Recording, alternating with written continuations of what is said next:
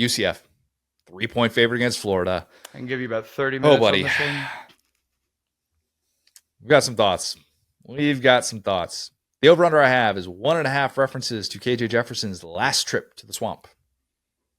KJ Jefferson, fun fact, more recently won a game at the Swamp than Graham Mertz.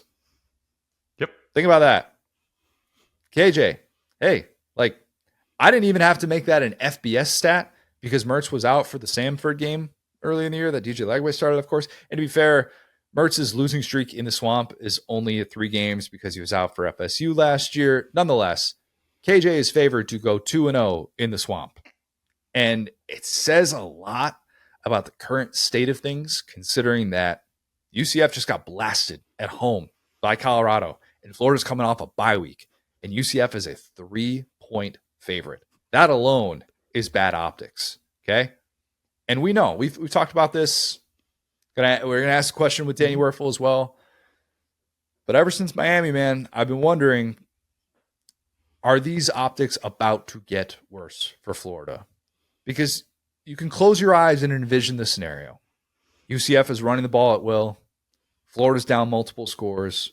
Can't get the ball back.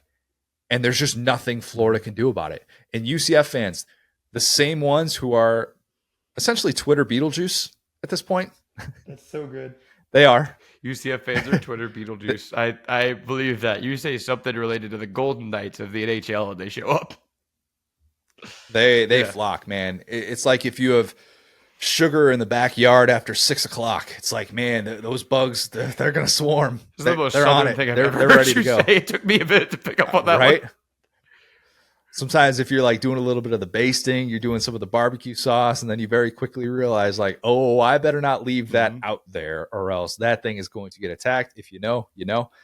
That's UCF on Twitter. It could be UCF in the Swamp. Okay, it just might be.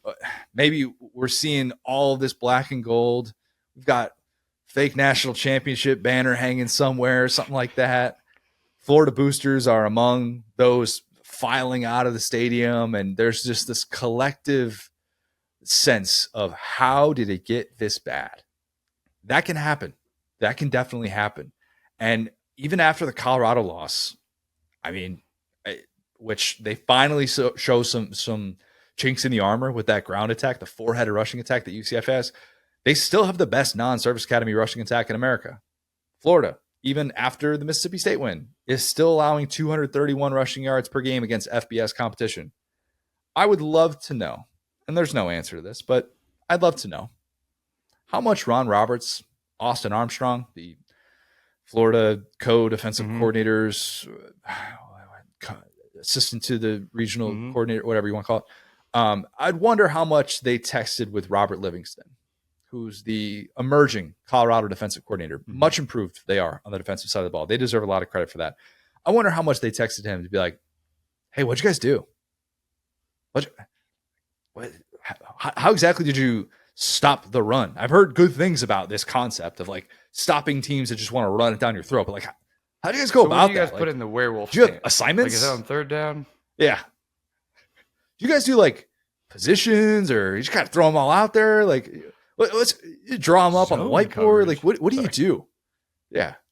What did you guys have for breakfast that day? In fact, like, it's like, you know, just give me any idea that you possibly have, because everyone always talks about how with Colorado, like the improvement has been this guy is actually putting his players in the right positions, which is the job of a defensive coordinator that takes over a really bad unit. Just, you're not going to all of a sudden get like these, as you would call them, and for lack of a better term, swamp monsters, which I somehow can't say. You're not going to get those guys immediately. So you better put those guys in the right position. Do we think Florida is going to put guys in the right position? Do we think Florida is going to be disciplined? Because, Will, I can't remember the last time I used the word disciplined to describe the Florida defense. Circa 2019 with John Grenard, maybe, who's become a really nice NFL player. That's also why this could be setting up for even more embarrassment, because we just watched what Colorado did with a first-time play caller on the defensive side of the ball. We just watched what that group did in Orlando. Florida can't find the answers in the Swamp. Buddy, get ready. I think that's what happens. Will. I think it's a terrible matchup. I really do.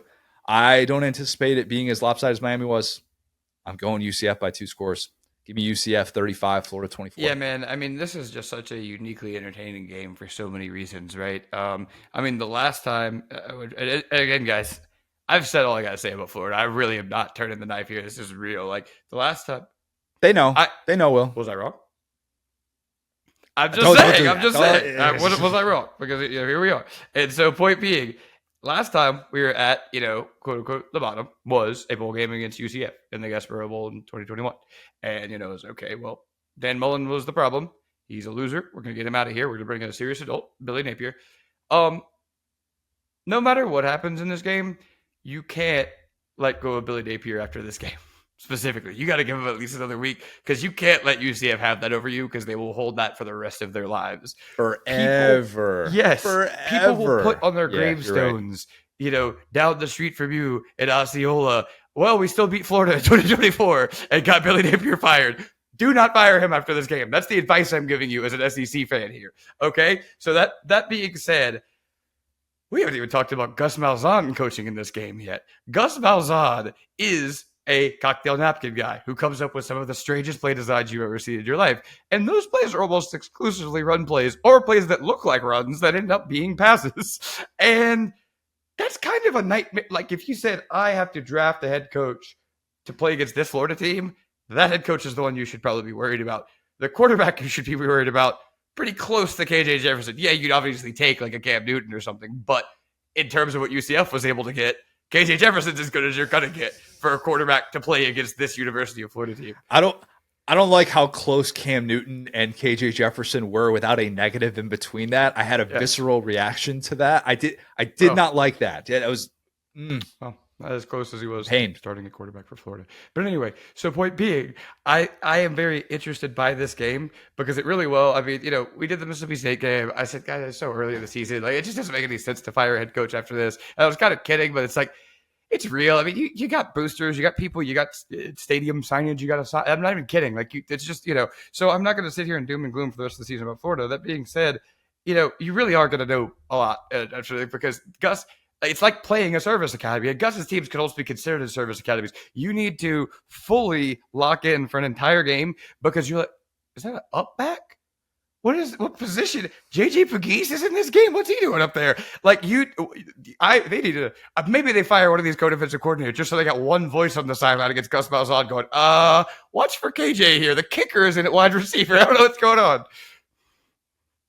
Look, if Florida wins this game with what UCF does well and what Florida does so unbelievably unwell, this will be the first time that I get on a Sunday podcast and say nothing but complimentary things about Florida. Okay? I promise. Even if Florida lets up 250 rushing yards, if they win this game, just simply win it, I promise I will say nothing but good things to you Florida fans. And I understand, like, that is a low bar to set. It is a low bar to set. And I don't mean that as disrespect to UCF. I really do not. Because they actually have a true offensive identity, even coming off of an embarrassing loss, a game in which certainly the UCF fans that were there at Big Noon Kickoff, along with DJ Khaled jumping roughly 4 inches into a crowd surf, certainly none of those people anticipated it playing out like that, but it did. If UCF is the team that bounces back and Florida has no answers coming off the bye week, yeah, brace for it.